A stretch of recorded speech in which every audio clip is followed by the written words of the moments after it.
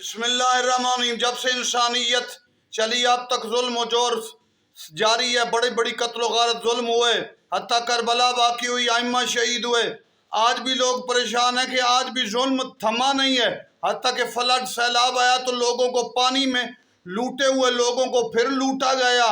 تو یہ مظالم جاری ہے مشرق مغرب میں۔ لوگ سوچتے ہیں کب ظلم ختم ہوگا، نبی ولی امام آ کے چلے گئے، پھر بھی انہوں نے کام تو کیا، ظلم نہیں ختم ہوا۔ تو یاد رکھو پوری دنیا میں بالکل ظلم اس وقت ختم ہوگا، تمام دنیا ظلم سے اس وقت خالی ہوگی جب مہدی آئیں گے، دنیا کو ظلم سے خالی کر کے عدالت قائم کریں گے۔